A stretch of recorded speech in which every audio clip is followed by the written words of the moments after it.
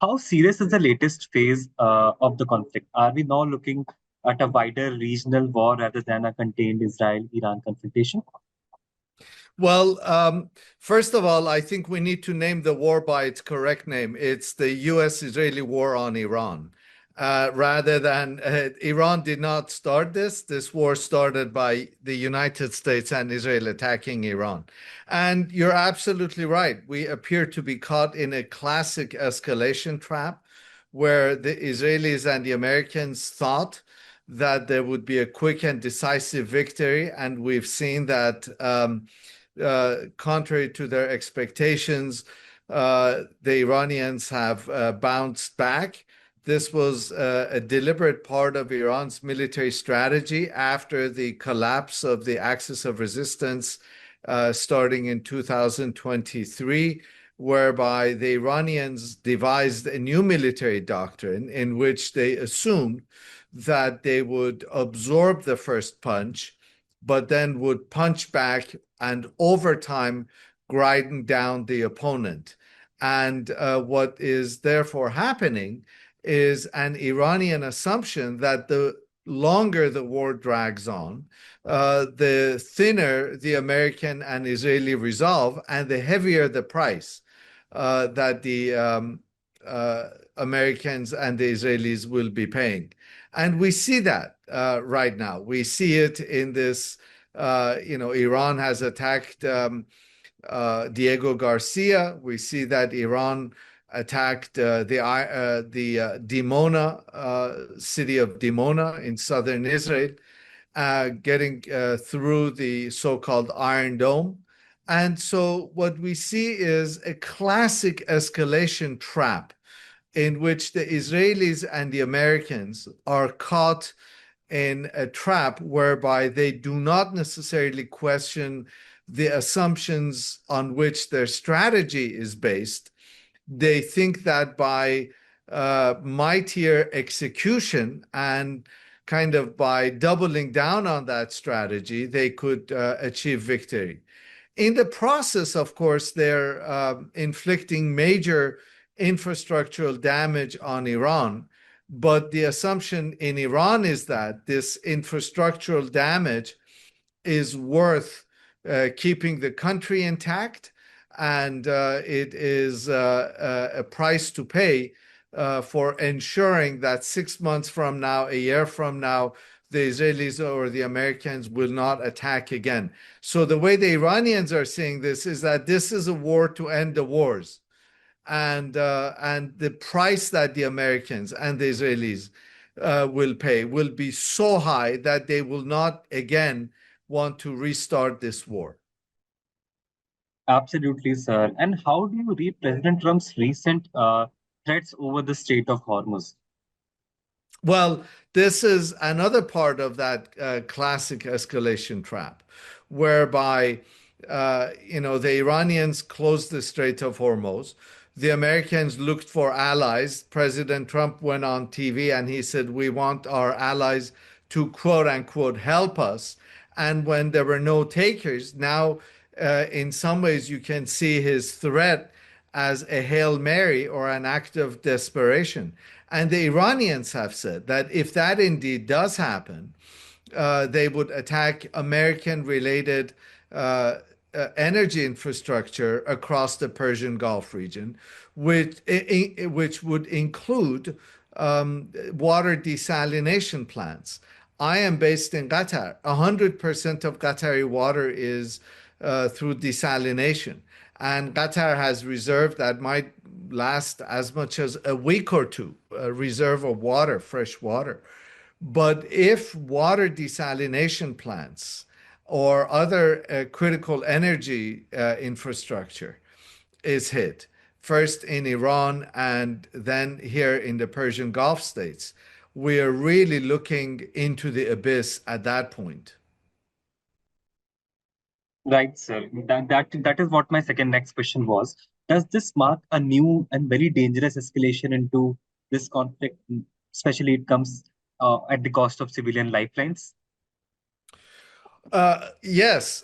Well, again, I'm sure you're aware that as many as 3,500 civilians have died in Iran, and I have all confidence that you're as concerned about the loss of Iranian civilian life as you're concerned about the life of other civilians. But absolutely, every day we see a new red line passing, whereby more and more death and destruction is being rained on Iran. And to the extent that it can, Iran is also trying to hurt American interests and the interests of America's regional allies, which in Tehran's eyes are proactively involved in assisting the American war effort.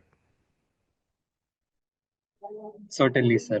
And how much should one be worried about the Strait of Hormuz at this point? Well, uh, the Iranians are in complete control of the Strait of Hormuz. They are apparently charging a handsome rate as far as they're concerned for passage through the Strait of Hormuz. It's a critical waterway, and much of Saudi and Qatari and Emirati oil pass through the strait, as well as Kuwaiti and Iranian oil passes through the strait. And so it's a strategic chokehold that Iran has control over. Right, sir. And what would prolonged disruption mean for oil, shipping, and inflation globally?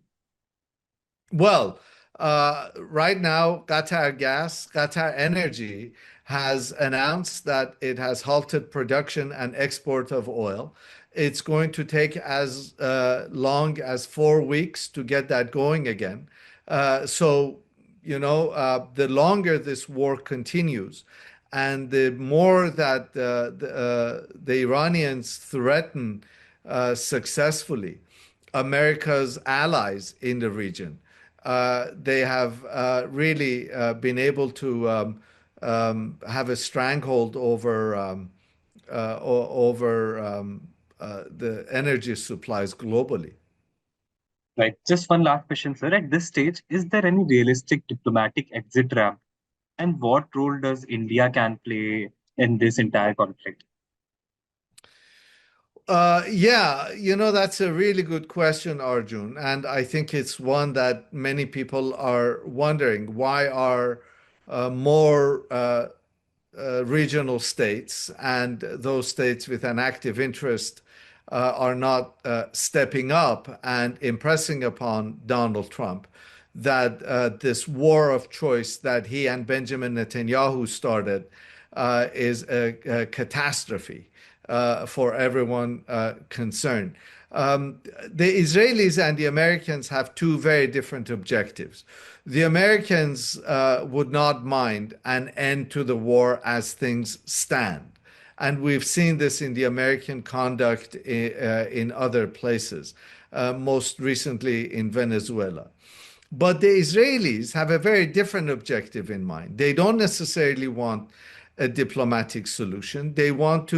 First, they wanted regime change, a collapse of the Islamic Republic. When that didn't happen, they have been wanting now a mass uprising. And more recently, what they would like to see is the Saudis and the Emiratis and others in the Persian Gulf joining the Israeli and American war effort against Iran. So, and we see this in Israel's actions, because the Israelis have killed someone like Ali Larijani, whom Catherine Ashton described as the adult in the room, who was someone who was a master diplomat and someone that the United States could speak with. So the Israelis have been trying to get rid of everyone that would potentially be able to offer a diplomatic solution on the Iranian side. They want now they've been very openly talking about a changed Middle East. And the Americans have somewhat different objectives. And we've seen this again and again in the conduct of the war by the two sides. So, is there room for diplomacy? There's always room for diplomacy. Donald Trump can change his mind at any moment and say, look, we've achieved our objectives. Of course, Trump is not the kind of person who would back out. He has now sent this social media announcement threatening Iran with quote unquote obliteration of its energy and power plants. Uh, Obliteration appears to be a word that Mr. Trump likes very much and continues to use. And if indeed he does carry out with this escalation, again, the door for diplomatic off ramp becomes even closer. This is a time when countries like Turkey, India, Japan need to step up and impress upon the United States that their interests are in mortal danger and that the United States needs to bring this conflict to an end.